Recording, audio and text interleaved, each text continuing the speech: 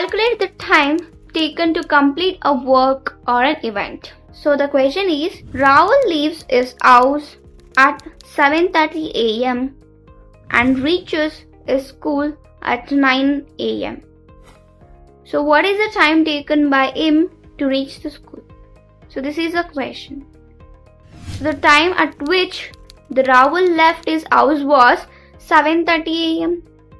and the time when he reached the school, it will be 9 a.m. right? So to calculate the time that it taken to reach the school, we can just do the subtraction. 9 o'clock minus 7:30 I can do. So but here we need to be careful.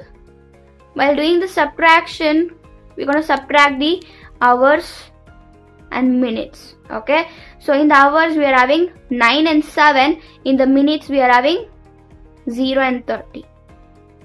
So here 0 is lesser than 30 minutes. So what we need to take?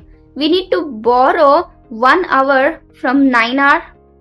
We all know that 1 hour is equals to 60 minutes. So 60 minutes minus 30 minutes we need to do. I'm going to get 30 minutes in the answer. And in hour, since I borrowed the 1 hour, the 9 will become 8. So 8 minus 7 is 1. So the time taken by the Rahul to reach the school is 1 hour 30 minutes. Likewise, we can solve the problem. Let's see one more problem where the question states that a school was closed on October 3rd for Dasara vacation.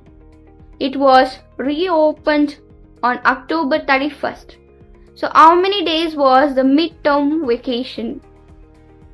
Here, the school was reopened on 31st October and the school was closed on 3rd October. So the total period or the period of midterm vacation is equals to 31 minus 3, which is equals to 27 days.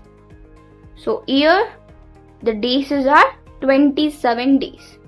So likewise, we can solve the problem which are related to the time chapter based on the minutes, hours and days. And this is about the chapter time.